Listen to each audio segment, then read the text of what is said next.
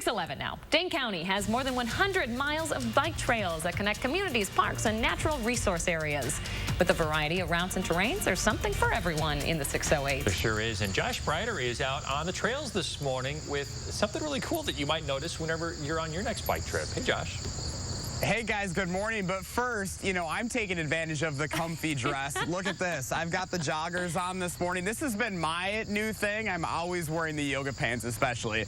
Dress for comfort. Be comfy, folks. That's the most important thing. And hey, we have got a great convenient way for you to get your bike fixed today. We're talking about a really cool idea here. It's a pop-up bike shop, Curbside Bicycles, and they literally are right along the trail for you. Really cool concept that you, Amber, and Ian started last year. You joined the team this year. Yes. And basically you pop up in neighborhoods. You go in people's homes. You go to neighborhood associations. And just like that, pop up to help these folks fix their bikes. Exactly. Yeah. Like I said, we cut out the middleman by kind of having people, typically they would haul their bikes in their trunk and take it to a bike shop, maybe wait a few weeks. I mean, in April, like early bike season here in Wisconsin, it takes at least a few weeks for most of the typical shops to turn around that bike. It doesn't take them that long to actually do the tune-up and perform the labor, but they just have such a long wait time. Especially now during the pandemic, right? Yeah, exactly. A lot of people are biking more, trying to get outside more, which is a great thing.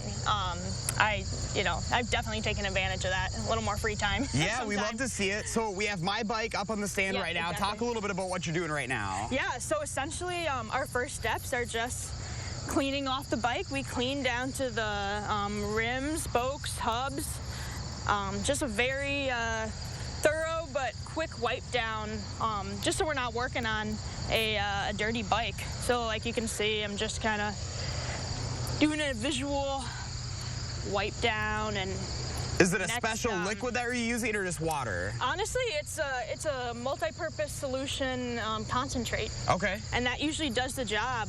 Sometimes for a little more tough, stuck-on grease or whatever, if somebody has a really gunked-up drivetrain, meaning their chains and gears, I'll spray a little like penetrant on it. But really, it's like a pretty eco-friendly cleaner.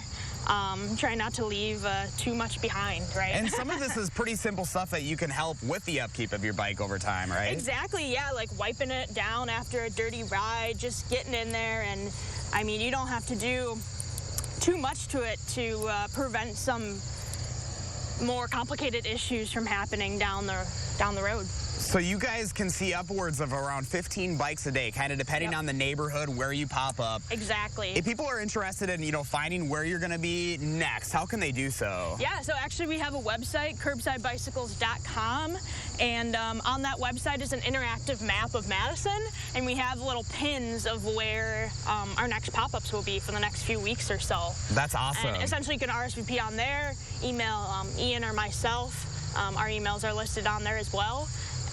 Or some people see the neighborhood post and they'll either just text one of us because our emails or phone numbers will be listed on the flyer that the neighborhood sees on their social media and whatever, and that's how we advertise.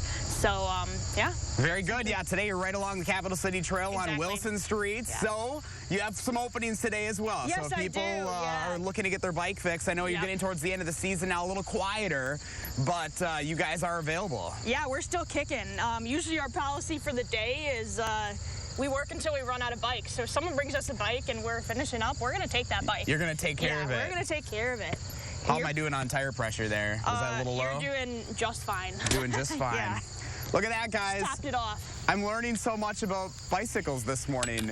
As we've been mentioning, this is my bike. We've got Mark Schilling's Roadmaster. I'm calling it the Roadmaster 3000 this morning.